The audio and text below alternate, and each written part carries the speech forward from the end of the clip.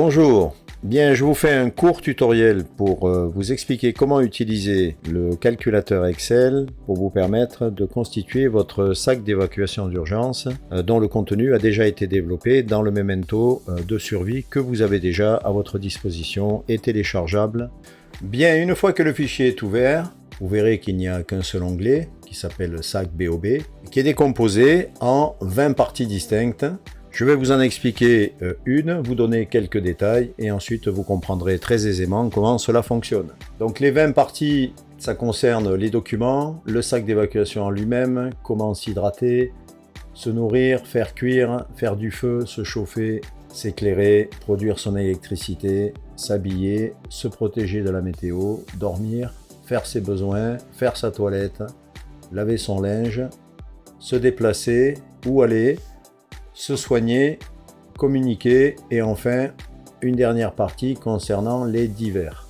Et tout à fait en bas, un récapitulatif qui prend en compte le nombre d'articles que vous avez sélectionnés, le poids total estimé de votre sac et surtout le coût de revient du sac si vous achetez tout ce matériel-là en neuf. Vous avez le récapitulatif qui se fait en haut de l'écran également si vous vous déplacez sur la feuille pour pas avoir, et si vous n'avez pas toujours le récapitulatif sous les yeux. Alors l'utilisation est très simple, vous avez en haut une ligne avec des dénominations, donc la catégorie spécifique des articles concernés, la marque, la dénomination, l'achat, si vous l'achetez oui ou non, c'est une liste déroulante que vous sélectionnez, oui, non, voilà, ça déduit automatiquement si vous achetez, voilà.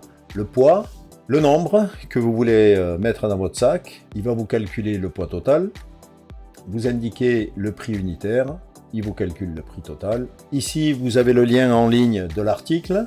Tous les articles, vous verrez, sensiblement, sont sur Amazon. Alors, c'est la solution de facilité pour trouver les articles et pour que vous puissiez voir à quoi cela ressemble. Il n'y a pas d'obligation d'achat, j'ai pas d'action chez Amazon, je vous rassure. C'est simplement pour que vous ayez vraiment une idée de l'article qui est proposé, ce qui n'est pas forcément toujours évident. Et dans la case observation, vous mettez les observations qui concernent l'article pour mieux mémoriser ensuite. Voilà, c'est tout simple.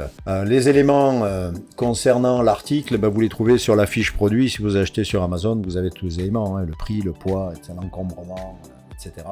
Petite précision utile, vous avez ici, vous voyez des cases rouges avec un triangle blanc. Comme c'est indiqué en haut en légende, ce sont les articles que je considère être indispensables. Ceci dit, évidemment, ça va dépendre de la situation du moment, de la façon dont vous allez évacuer, si c'est à pied ou en voiture. Évidemment, ça sera assez déterminant. À vous de réfléchir de ce que vous souhaitez mettre dans votre sac. Rappelez-vous que plus vous le chargez, plus évidemment il va coûter cher, mais surtout il va peser lourd et que si vous devez évacuer à pied, il faudra le porter. Vous voyez déjà là, je n'ai mis que les articles que je considère indispensables. Si vous regardez jusqu'en bas, ce ne sont que les articles que je considère obligatoires et vous apercevez qu'on est déjà à 14 kg 2. Si vous mettez tout, je n'ai pas fait le calcul, mais on est autour des 20 kg, je pense, 20-25 kg. Donc 20-25 kg, il faut pouvoir les porter. Ça va dépendre de la constitution physique de chacun. Certains pourront, d'autres pas. Voilà, donc c'est un calcul à faire. Il y a des articles que je considère indispensables, mais que je n'ai pas mis, puisqu'on est censé se déplacer en groupe.